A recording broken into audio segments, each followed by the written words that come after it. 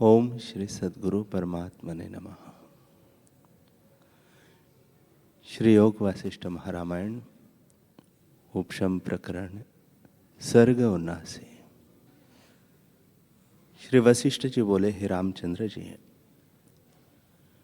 जिस पुरुष ने आत्मविचार कर अपना चित्त अल्प भी निग्रह किया है वह संपूर्ण फल को प्राप्त होगा और उसी का जन्म सफल होगा। हे रामचंद्र जी, जिस चित्त में विचार रूपी कण का उदय हुआ है वह अभ्यास से बड़े विस्तार को पावेगा। हृदय में जो वैराग्य पूर्वक विचार उपजता है तो वह बढ़ता जाता है और अविद्या रूपी अवगुणों को काट डालेगा और सब शुभ गुण उसमें आनकर आलय करेंगे। जैसे जल से पूर्ण हुए ताल का सब पक्षी आन आश्रय करते हैं। हे रामचंद्र जी, जिसको सम्यक ज्ञान प्राप्त होता है और निर्मल बोध से यथार्थ दर्शन होता है उसको इंद्रियां चला नहीं सकती। जब तक स्वरूप का प्रमाद होता है तब तक आधि व्याधि दुख होते हैं और जब स्वरूप में स्थिति होती है तब शरीर और मन के दुख वश नहीं कर सकते। जैसे बिजली को कोई ग्रहण नहीं कर सकता, जैसे पुष्टिकर मेघों को कोई पकड़ नहीं सकता, जैसे आकाश के चंद्रमा को मुष्टि में कोई नहीं पकड़ सकता और मूढ़ स्त्री चंद्रमा को मोह नहीं सकती, तैसे ही ज्ञानवान को कोई दुख वश नहीं कर सकता। हे रामचंद्र जी, जो हाथी मद से मत्त है और जिसके मस्तक से मद झरता है और भंवरे उसके आगे शब्द करते हैं, उसको मच्छरों के प्रहार और स्त्री के श्वास नहीं छेद सकते। तैसे ही ज्ञानवान को विषयों के राग द्वेष नहीं चला सकते। जिस हाथी के मस्तक से मोती निकलता है ऐसे बलवान हस्ती को नखों से विदारने वाले सिंहों को हरिण नहीं मार सकता। तैसे ही ज्ञानवान को दुख नहीं चला सकता। जिसके फुत्कार से वन के वृक्ष जल जाते हैं ऐसे सर्प को तरतूर नहीं ग्रास कर सकते। तैसे ही ज्ञानवान को राग द्वेष नहीं चला सकते। जैसे राज सिंहासन पर बैठे राजा को तस्कर दुख नहीं दे सकते, तैसे ही जो ज्ञानी स्वरूप में स्थित है उसको इंद्रियों के विषय दुख नहीं दे सकते। जो विचार से रहित देह अभिमानी है और आत्म तत्व को नहीं प्राप्त हुए हैं उनको विषय उड़ा ले जाते हैं। जैसे सूखे पत्र को पवन उड़ा ले जाता है और ज्ञानवान को नहीं चला सकते। जैसे पर्वत मंद पवन से चलायमान नहीं होता, तैसे ही ज्ञानवान सुख दुख से चलायमान नहीं होता। और जो विचार से रहित है वह जगत को सत्य मानता है। सांसारिक पदार्थों में रत मनुष्य गुरु और शास्त्रों के मार्ग से विमुख है और मूढ़ होकर खाने पीने में सावधान है। वह विचार से शून्य व मृतक है। उसको यह विचार कर्तव्य है कि मैं कौन हूं, यह जगत क्या है, कैसे उत्पन्न हुआ है और कैसे निवृत्त होगा।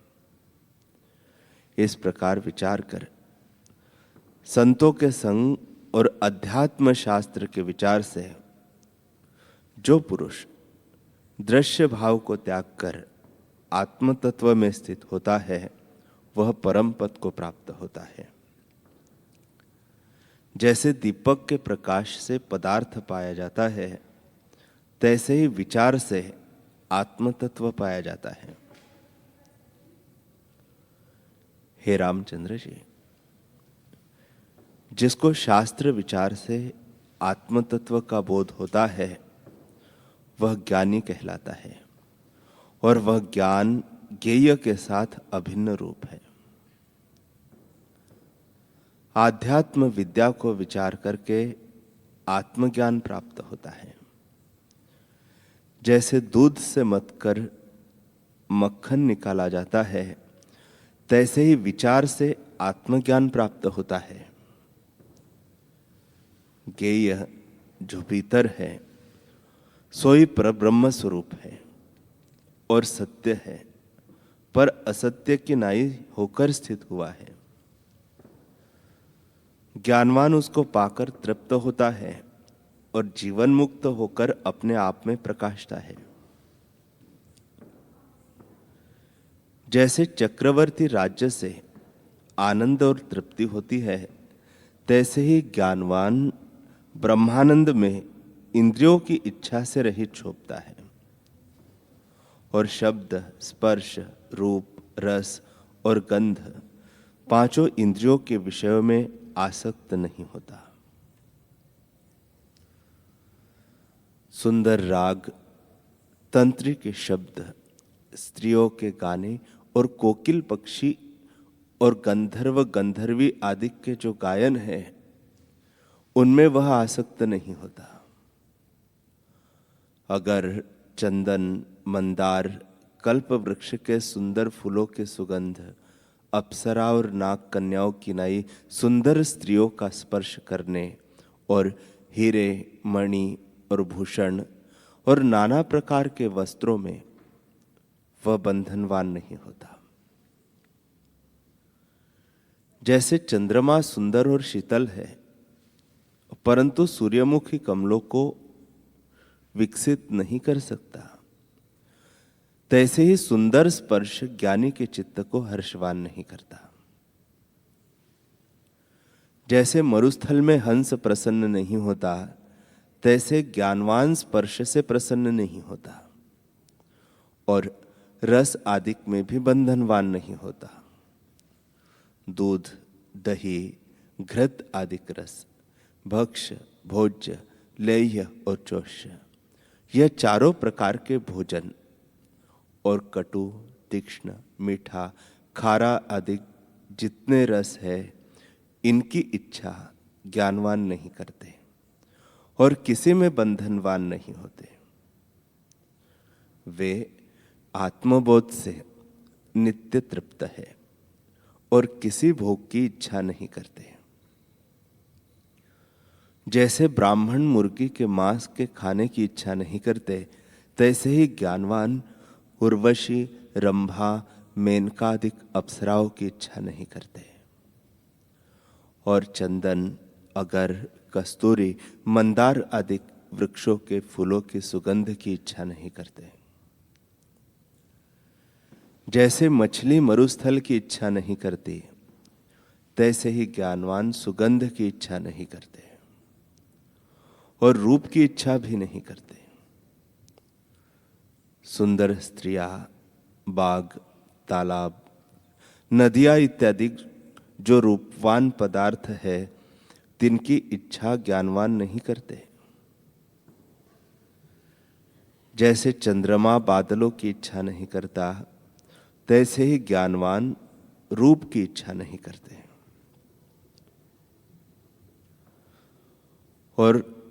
और की क्या बात है, इंद्र, यम, विष्णु, रुद्र, ब्रह्मा, समुद्र, कैलाश, मंदराचल, रत्न, मणि और कंचन, ये जो बड़े बड़े पदार्थ है, उनकी भी वे इच्छा नहीं करते। जैसे राजा नीच पदार्थों की इच्छा नहीं करता, तैसे ही ज्ञानवान पदार्थों की इच्छा नहीं करते। समुद्र और सिंह के गरजने और बिजली के कड़कने का जो भयानक शब्द है, उसको भी सुनकर वह भयवान नहीं होते। जैसे शूरमा धनुष का शब्द सुनकर भयवान नहीं होता। ज्ञानवान मतवाले हाथी, वैताल, पिशाच और इंद्र के वज्र के शब्द सुनते और देखते हुए भी कंपायवान नहीं होते और सत्स्वरूप की स्थिति से वे कभी चलायमान नहीं होते। शरीर को जो आरे से काटिए, खड़ंग से कण कण करिए और बाणों से वेधिए तो भी कंपायमान नहीं होते। उसको राग द्वेष भी किसी में नहीं होता। यदि शरीर पर एक ओर जलता अंगारा रखिए और एक ओर फूलों की माला रखिए तो भी वह हर्ष शोकवान नहीं होता। एक ओर खड़ंग धारवत तीक्ष्ण स्थान हो और एक ओर पुष्पशैया हो तो उसको दोनों तुल्य है। एक ओर शीतल स्थान हो और एक ओर गर्म शिला हो तो दोनों उसको तुल्य है। एक ओर मारने वाला विष हो और दूसरी ओर जियाने वाला अमृत हो तो उसको दोनों तुल्य है। हे रामचंद्र जी, चाहे संपदा प्राप्त हो, चाहे आपदा हो, चाहे मृत्यु हो, चाहे उत्साह हो, इनमें व्यवहार करता भी वह दृष्टि आता है, परंतु हृदय से हर्ष और शोक नहीं करता। उसका मन ज्ञान संयुक्त है और सदा सम रहता है। हे राघव, लोहे के कुल्हाड़े से उसका मांस तोड़िए, नरक में डालिए और ऊपर शस्त्रों की वर्षा हो तो भी ज्ञानवान भय न पावेगा और न उद्वेगवान और न व्याकुल होगा, न दीन होगा। ज्ञानवान इसमें सदा समदृष्टि होकर पहाड़ की नाई धैर्यवान स्थित रहता है। हे रामचंद्र जी, ज्ञानवान राग द्वेष से रहित है और देह अभिमान से मुक्त हुआ है। उसका शरीर अग्नि में पड़े व खाई में गिरे अथवा स्वर्ग में हो, उसको दोनों तुल्य है और वह हर्ष शोक से रहित है। हे रामचंद्र जी, जिसको स्वरूप में दृढ़ स्थिति हुई है वह चलायमान नहीं होता। जैसे मेरु स्थित है, उसको पवित्र पदार्थ हो अथवा अपवित्र पदार्थ हो, पथ्य हो व कुपथ्य हो, विष हो अथवा अमृत हो, मीठा, खट्टा, सलोना, कड़वा, दूध, दही, घृत, रस, रक्त, मांस, मद्य, अस्थि, तृण, जो भक्ष्य, भोज्य, लेह्य, चोष्य भोजन है वह सब सम है। न इष्ट में वह रागवान होता है और न अनिष्ट में द्वेषवान होता है।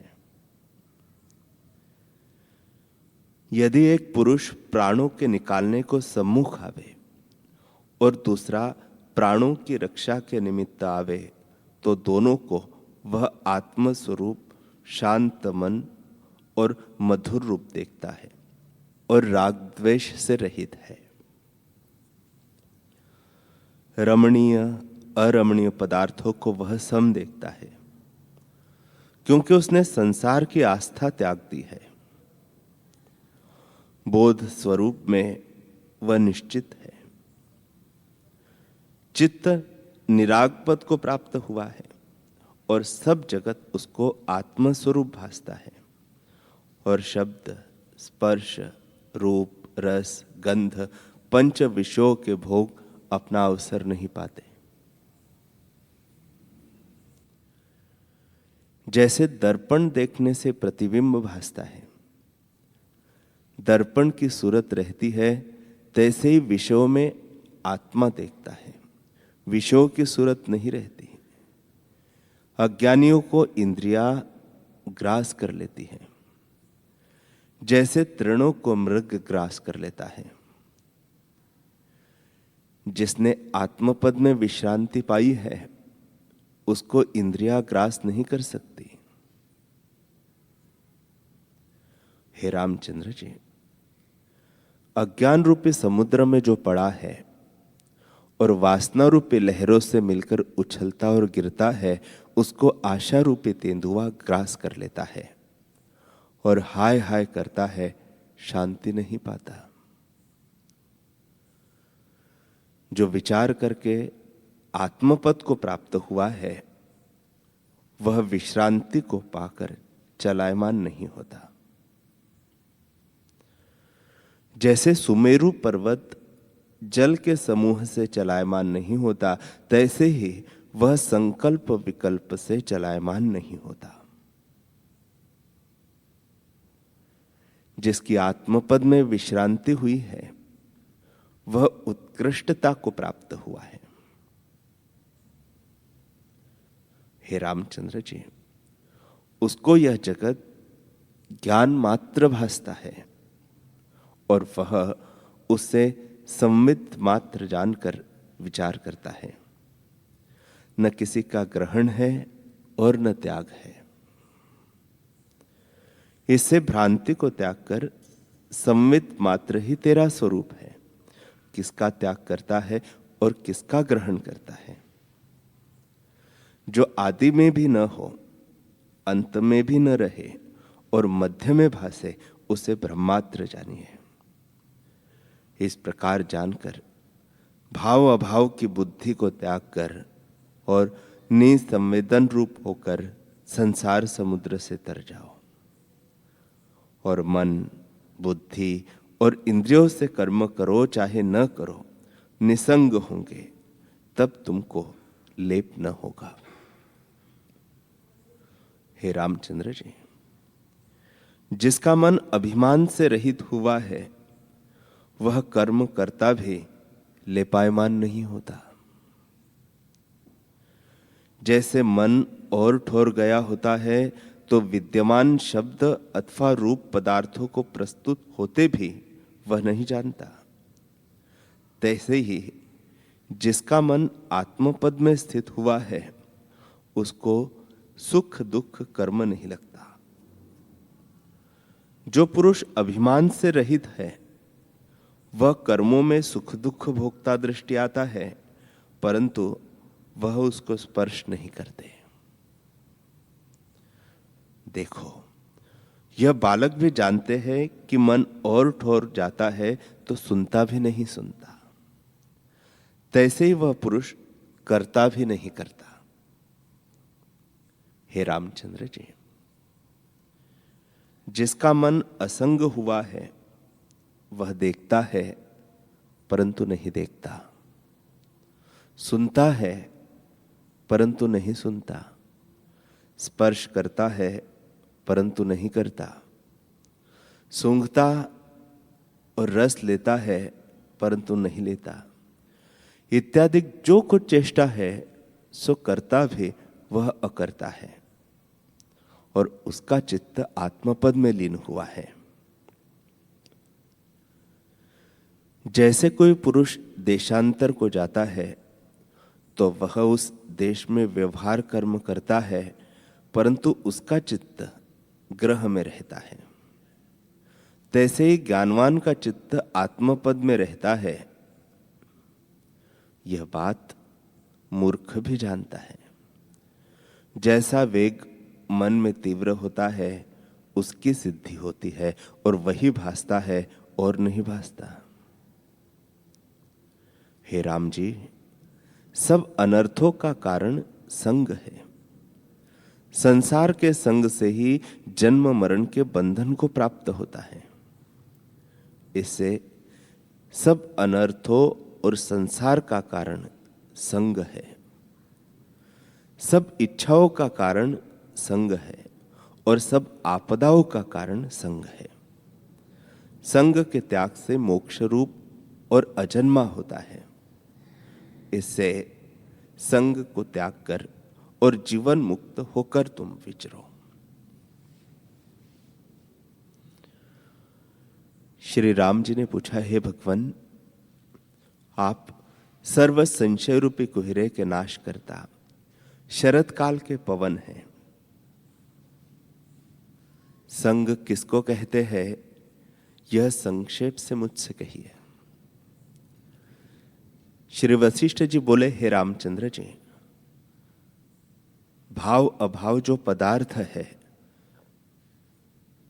वह हर्ष और शोक के देने वाले हैं।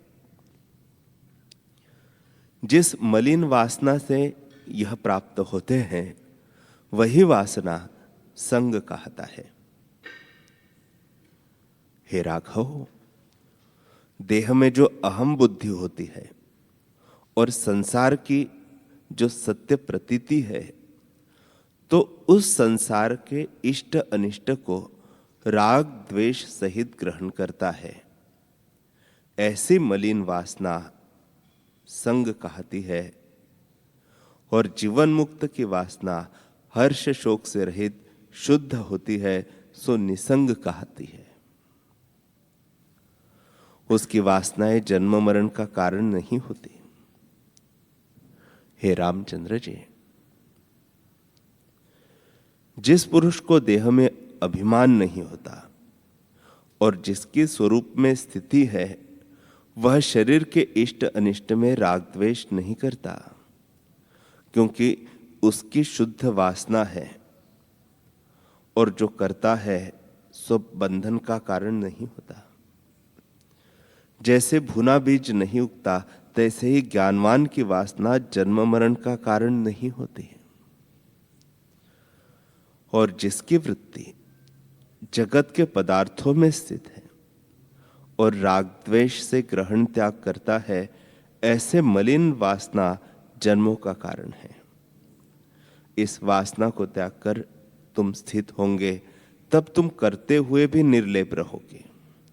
और हर्ष शोक आदि विकारों से जब तुम रहित होंगे, तब वीत राग और भय और क्रोध से असंग रहोगे। हे रामचंद्र जी, जिसका मन असंग हुआ है वह जीवन मुक्त हुआ है।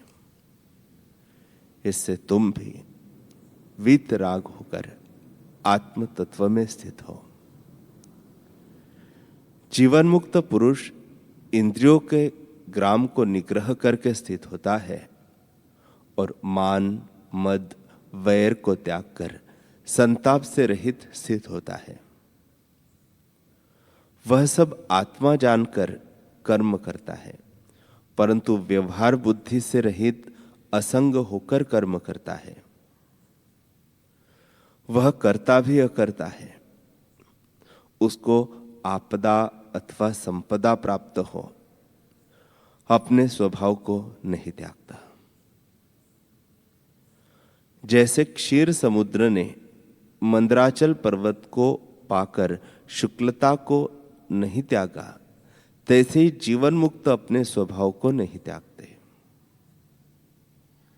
हे रामचंद्र जी, आपदा प्राप्त हो अथवा चक्रवर्ती राज्य मिले, सर्प का शरीर प्राप्त हो अथवा इंद्र का शरीर प्राप्त हो, इन सब में वह सम और आत्मभाव में स्थित होता है और हर्ष शोक को नहीं प्राप्त होता। वह सब आरंभों को त्याग कर नानात्व भाव से रहित स्थित होता है। विचार करके जिसने आत्म तत्व को पाया है, वह जैसे स्थित हो तैसे ही तुम भी स्थित हो। इसी दृष्टि को पाकर आत्म तत्व को देखो, तब विगत ज्वर होगे और आत्मपद को पाकर फिर जन्म मरण के बंधन में न आओगे।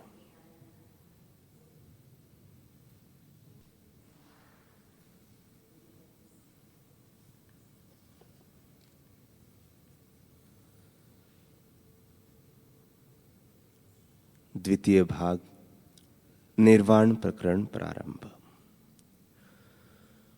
वाल्मीकि जी बोले, हे भारद्वाज, उपशम प्रकरण के अनंतर अब तुम निर्वाण प्रकरण सुनो, जिसके जानने से तुमको निर्वाण पद प्राप्त होगा। मुनि नायक ने राम जी से बड़े उत्तम वचन कहे और राम जी ने सब ओर से मन खींचकर मुनीश्वर के वाक्यों में लगाया। राजा लोग भी निस्पंद हो गए, मानो कागज पर चित्र लिखे हैं, और वशिष्ठ जी के वचनों को विचारने लगे। राजकुमार भी विचारते, गर्दन हिलाते और अपने सिर पर हाथ फेरते विस्मय मग्न हो गए। उन्हें यह जानकर प्रसन्नता के साथ ही आश्चर्य भी हुआ कि जिस जगत को सत्य जानकर वे तल्लीन हो रहे थे वह है ही नहीं। तब दिन का चतुर्थ भाग रह गया और सूर्य अस्त हुए। मानो वशिष्ठ जी के वचन सुनकर सूर्य भी कृतार्थ हुए। उनका ताप घट गया और शीतलता प्राप्त हुई। स्वर्ग से जो सिद्ध और देवता आए थे, उनके गले में मंदार आदि वृक्षों के फूलों की मालाएं थीं। उनसे पवन के द्वारा सब स्थान सुगंधित हो गए। भंवरे फूलों पर गुंजार करने लगे। झरोखों के मार्ग से सूर्य की किरणें जो आती थी, उनसे सूर्यमुखी कमल जो राजा और देवताओं के शीश पर थे वैसे ही सूख गए। जैसे मन से जगत की सत्ता निवृत्त हो जाती है और वृत्ति संकुच जाती है। सभा में जो बालक और पिंजरों में जो पक्षी बैठे थे, उनके भोजन का समय हुआ। बालकों को भोजन कराने के निमित्त माताएं भी उठी। जब चौथे प्रहर राजद्वार पर नौबत, नगाड़े, भेरी, शहनाई आदि बाजे बजने लगे और वशिष्ठ जी जो बड़े ऊंचे स्वर से कथा कहते थे, उनका शब्द भी नगाड़े और बाजों से दब गया। तब जैसे वर्षा काल का मेघ गरजता है और मोर बोलकर चुप हो जाते हैं, वैसे ही वशिष्ठ जी चुप हो गए। ऐसा शब्द हुआ जो आकाश, पृथ्वी और सब दिशाओं में भर गया। पिंजरों में पक्षी पंखों को फैलाकर भड़भड़ शब्द करने लगे, जैसे भूकंप में लोग कांपते और शब्द करते हैं। बालक माताओं के शरीर से लिपट गए। इसके अनंतर मुनि शार्दुल वशिष्ठ जी बोले कि हे निष्पाप, हे रघुनाथ, मैंने तुम्हारे चित्तरूपी पक्षी को फंसाने के निमित्त अपना वाक रूपी जाल फैलाया है। इससे अपने चित्त को वश करके तुम आत्मपद में लगो। हे रामचंद्र जी, यह जो मैंने तुमको उपदेश किया है, उसके सार में दुर्बुद्धि को त्याग कर चित्त को लगाओ। जैसे हंस जल को त्याग कर दूध पान करता है, वैसे ही आदि से अंत पर्यंत सब उपदेश बारंबार विचार कर सार को अंगीकार करो। इस प्रकार संसार समुद्र से तरकर परम पद को प्राप्त होंगे, अन्यथा नहीं। हे रामचंद्र जी, जो इन वचनों को अंगीकार करेगा वह संसार समुद्र से तर जाएगा, और जो अंगीकार न करेगा वह नीच से नीच गति को प्राप्त होगा। जैसे विंध्याचल पर्वत की खाई में हाथी गिरकर कष्ट पाता है, वैसे ही वह संसार में कष्ट पावेगा। हे रामचंद्र जी, ये जो मेरे वचन हैं, इनको ग्रहण न करोगे तो वैसे ही नीच गिरोगे, जैसे पथिक हाथ से दीपक त्याग कर रात को गड्ढे में गिरता है। जो असंग होकर व्यवहार में विचरोगे तो आत्मसिद्धि को प्राप्त होंगे। यह जो मैंने तुमको तत्व ज्ञान, मन का दमन और वासना का क्षय कहा है, इसके अभ्यास से सिद्धि को प्राप्त होगे। यह शास्त्र का सिद्धांत है। हे सभासदों, हे महाराजों, हे राम, लक्ष्मण और भूपति लोगों, जो कुछ मैंने तुमसे कहा है उसको तुम विचारो। जो कुछ और कहना है उसे मैं प्रातः काल कहूंगा। इतना कहकर वाल्मीकि जी बोले कि हे साधो, इस प्रकार जब मुनीश्वर ने कहा तब सब सभा उठ खड़ी हुई और वशिष्ठ जी के वचनों को सुनकर सब वैसे ही खिल उठे जैसे सूर्य को पाकर कमल खिल उठता है।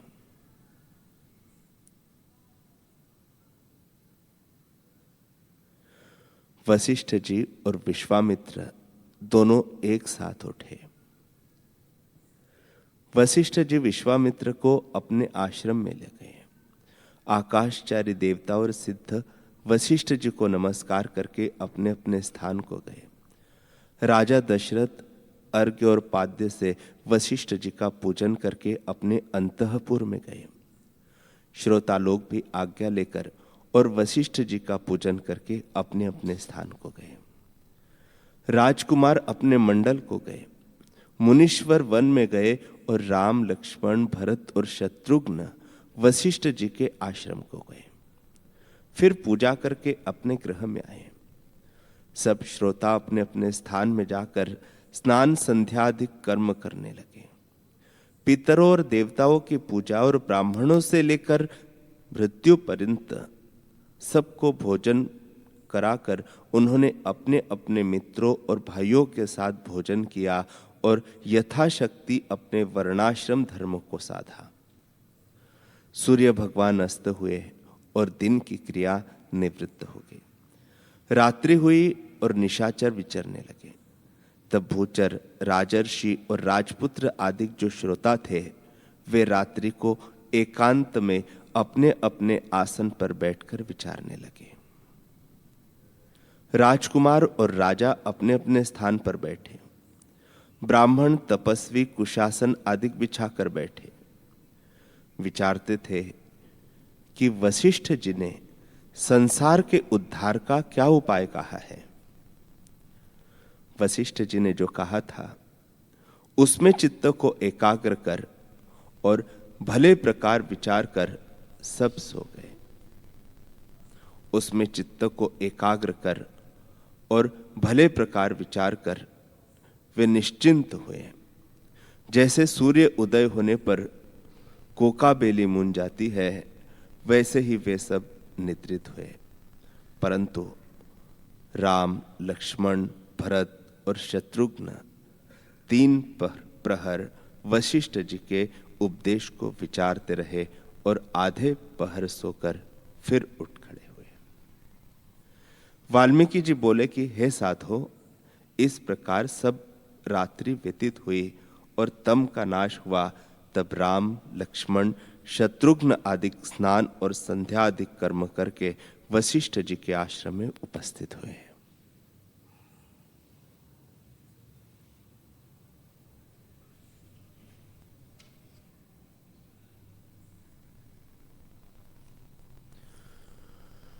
हरि ओम।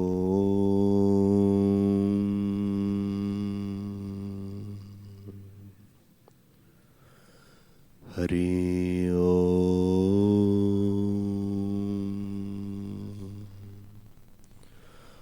ओम। सहना भवतु, सहनौ भुनक्तु, सह वीर्यं करवावहै, तेजस्विनावधीतमस्तु मा विद्विषावहै। ओम शांति शांति शांति। श्री सद्गुरुदेव भगवान की जय।